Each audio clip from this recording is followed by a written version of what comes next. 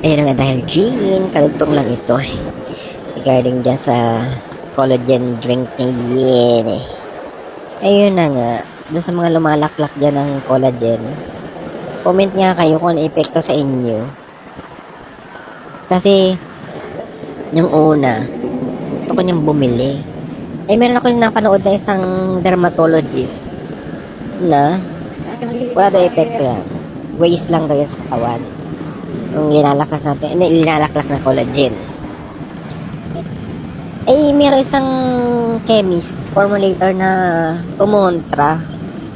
Naglabas siya ng mga studies na merong epekto at nagkakameron ng magandang epekto sa tao. Yung collagen. Ayun, nag-50-50 tuloy ako. Yung ano ko, pag-iisip ko, parang, ano, maniniwala ako doon sa mga iniinom.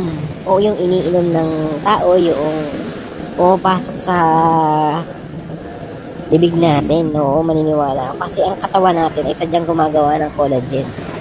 May collagen talaga tayo sa katawan na sadya. Sadyang ginagawa ng katawan natin yan. Kaya maaari sa loob ng katawan, pag iniinom, pwede. Malaki ang tsansa. Pero kung yan ay sa shampoo, sa toothpaste, or sa kung ano pa, na mga pinapahid-pahid, parang sa labas, parang hindi ako medyo sablay sa akin yan. Kasi sa mismong katawan natin na gumagawa yan, sa bituka eh. Kaya ay medyo off ako dun sa ano, mga sa labas ng katawan nilalagay, imposible. Pero yung iniinom, maaari, malaki ang chance nun. Kasi sa loob ng katawan yan eh. Kasi habang tumatanda tayo, nababawasan yung paggagawa ng collagen, humihina siya. Kaya kailangan natin ng suporta galing sa mga drinks. Malaki ang chance nun. Part 3, let's go!